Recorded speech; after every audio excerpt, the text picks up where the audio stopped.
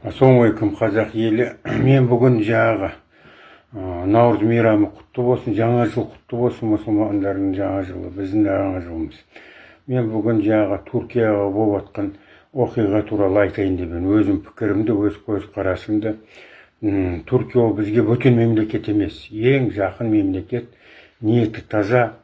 Оны естеріңізде болса, баяғыда ең бірінші Түркия бізді егемендікті құптаған кейін жағы солтүстікте мынау Ресейдің шовинистерді Өскемен басқа жерлерді алаймыз дегенде ойбай қорықпаңдар, біз кіріп барамыз, керек болса әскер кіргіземіз деп не қылды.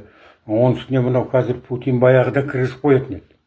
Назарбаев өтіріктен ой біз Қытайға сатамыз дүниеміз, мына жаққа дүниеміз сатамыз деп бәрін сатып Қытай жақтасатын сияқты. Қытай ешқашан жақтаспайды. Ол мысалы бір Абжылан сияқты. Ол ешқашан дос бола алмайсың. Жұтаттен демей отыра береді. Путин мынау Ресей шовинистер тек қана мынау Эрдоганнан қорқып отыр, Түркиядан қорқып отыр. Олар кірісіп келсе, жаңағы бүкіл Кавказ көтеріледі, Татарстан, Башқұртстан шашылып кетуі мүмкін. Түркия біздің жағы ең жағы қорғанымыз сияқты. Сол үшін мынау Түркияда болып отқан оқиған менің ойымша, пікірімше, ол тек қана мынау Ресейдің соңғы мынау жағдайдан кейін Түркия жағы Крым жағынан не қыласың деді Эрдоган. Кейін жағы Украинаға өзінің солдаттарын кіргіземіз деді Түркия. Сөйтіп Түркия, Израиль, Трамп дейтін оңбаған барлығы бірігіп, оның үстіне жағы қазір Израиль бомбалармен бағыс палестиндіктердің бәрін қырылып жатыр, бомбалармен. Соның бәрін жабу үшін мынау Түркияға мынау Эрдоган сияқты президент керек емес. Оларға қолайлы. Қазір Эрдоган деген, Түркия деген, Эрдоган мырза 20 жылдың ішінде Түркияны ұлы держава қылып жасады. Қару жағынан Америкадан кейін екінші мемлекет. Мен достарым бар, немістер, олар жағы 10-15 жыл Германияда тұрған, Түркияда азаматтық алсақ деп армандап жүреді. Көбісі сояқты азаматтық алдық деп армандап, қандай жағы демократия күшті мемлекет жасады. Біздің өзіміздің қазақтар, басқаларда ақшасы барлар сояқ қарай не қылып жатыр. Ол не деген? Әбден көтеріп, просветать етіп, не қылған. Өзімен өзі. Мына жақта бір империя болды. Сирияны жаңа босатты. Орыстардың Ресей армияларын қуып шықты. Жағы енді Израиль қорқып баратқан баяғыда сұлтан біздің бабамыз Бейбарс сияқты Иерусалимді босатып жібере деп жағы нақ десеңіз ар жағында друзы дейтін халық бар, Сирияға не қылатын. Оларды да жағы мынау жаңадан келген жағы Сирияның басшысы тыныштатқызды. Сонымен сол мынау Эрдоган оларға бәле болды, оны жасап атқан барлығы ЦРУ, Израильдің Моссады спецслужбалары, ФСБ и жаңа Ми-8 дейді, Англия. Баяғыдан Англия сол мұсылмандарды бөліп не қылып атқан сол Англия. Вахабит дегендер немелер шығарған жағы. Мысалы, ИГИЛді да жаңа Моссад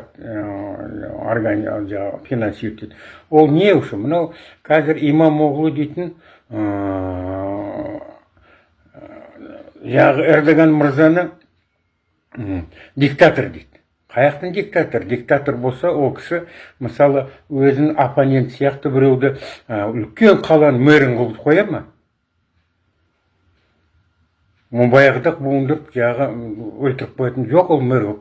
Не үшін жасап? Ол мынау имам оғлы дейтінді, жағы мынау баяғыда Совет өкіметтен кезінен отырған мынау күрттерге Оджолал деген немене болған күрттердің басшысы. Кей Түркия қарсы бомбалармен жарып, сөйтіп спящий агенті дейді ғой, спящий агенттер көп Ресейдіңкі. Сәл не қылса, баяғы ормандар жандырып, бомбалар жарып метролардан сөйтіп не қылады. Сөйтіп мынау Израильде де жағы өтіріктен басқа компаниялар, жағы Ми-8 басқа строительный компаниялар арқылы мұнан спонсировать етеді имам оғлыды. Ол жаңағы террористическая организация, жаңағы рабочая партия Курдистаны дейтін бар. соларға жаңағы не қылады, ақшасын бөледі, түсіндіңіз ба? Енді ол даже сайлауға Эрдоганға ол ешқандай проблема емес. Ол соны біліп тұрып, соны тексеріп, уже не қылып атқанда, уже мін қамайды дегенде, әлі сайлауға сен 3 жыл бар, 2028 жылы. Алады да мен сайлауға қатысам деп, сол бұны политизировать етеді. Өзін қамаса сөйтсін деп.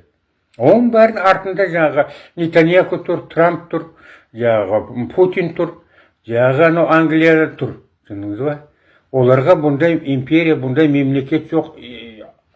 Түркия өте күшейген. Өзін аскерлер, өз самолет, беспилотный самолеттер шығарып жатыр. Баяғыдағы Ресейдің бірінші күндері өзін немелермен ұстап қалған сол беспилотниктер. Путинді әшейін бет қолында бет байландырады. Балан сияқты. Ол бізге Түркия, Қытай, басқаларға ішкенбей, олардың әшейін абжылан отырған, жұтатты отыра береді. Жалғыз бізге сенетін немнеміз, бізге өмір немнені көрсеткен, ол Түркия. Сол үшін менің ойынша Түркияға қатты не керек. Мынау Имамоғлу дейтін оңбағанды политизировать етпей, көбісі адасып, оның ішіндегі агенттерді көп қой. 5-10 теңгеге не қылады, сөйтіп бәрін көтеріп атқан сол. Айтпесе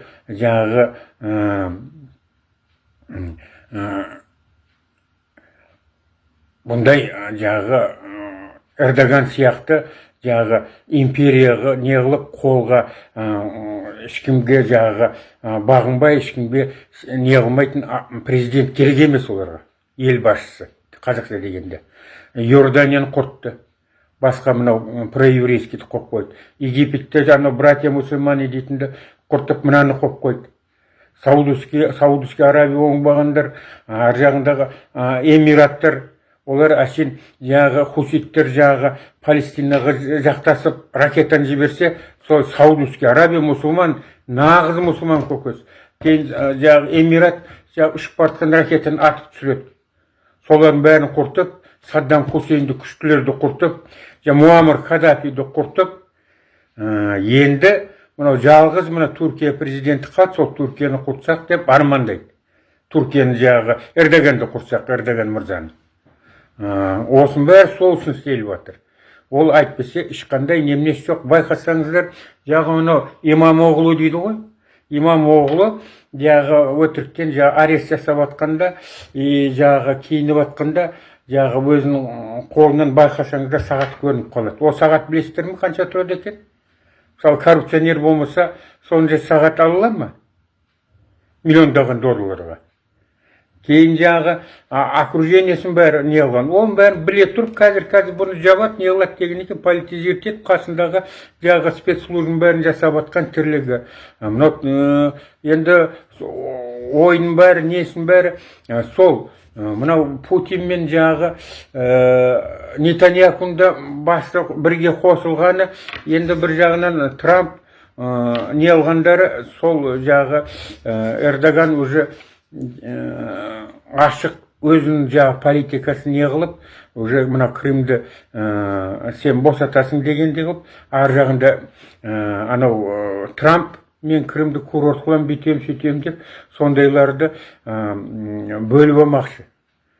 Сөйтіп, Эрдоганның орнына бір ойыншық, мынау Назарбаев сияқты ойыншықты қойып қоймақшы, отыр десе отыр, тұр десе тұр дейтін бір шестеркаларды, басқа немелерде отырғандар сияқты не қылмақшы, ойлары.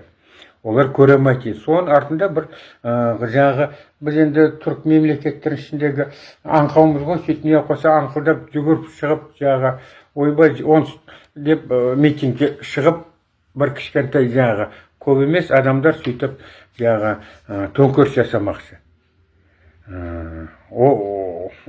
Біз енді менің ойымша Түркия бізге аман болғаны дұрыс, Эрдоган аман болғаны дұрыс, Эрдоган президент болған дұрыс. Бұл әшейін не дейді, бір ойыншық. Нетаньяху, Трамп, басқаларын Путин, әсіресе Англия солардың ойыншығын қоймақшы. Сол үшін менің ойымша осы жағдайдың бәрі жасалып жатқан жағдайдың бәрі жаңағы Эрдоганның түбіне жетуі. Эрдоган қалай болса да жаңағы президенттің немнесіне жеңеді, мынау коррупциясы ашылып қалады деп әдейі политизировать етіп осындай жасап жатқан жағдайлар. Сол енді мынау жалғыз енді бізге кімге сенеміз, ол кім біледі орнына кім келетінін. Сол үшін енді мен өзім пікірімді айттым осындай. Қазір енді заман енді біліп отырсыз, жаңағы Путин соғысты ешқашан тоқтатпайды. Тоқтатса халқы өзі қарсы шығып, мына жақтан уже қанша миллиондаған адамдар қайтыс болып жатыр Ресейде. Өзінің азаматтар. Ішінде қазақтар да бар, көбісі кавказдар, қазақтар, жаңағы өзінің орыс азаматтары бар. Әшейін қараптан қарап. Сол үшін үлкен жаңа политикамен істеп жатқан тірлік, үлкен концерт, үлкен постановка, соны қолға алып жатыр жаңағы. Мынау жалғыз Эрдоган қалды, сонды құртсақ, сонымен біз бәрін биліктің бәрі біздің қолымызда деп жаңағы. Мынау үшеуі Нетаньяху, Трамп, Путин үшеуі келісіп алған мынау бүкіл дүние жүзінде не қылып аламыз деп. Жақсы, рахмет сіздерге.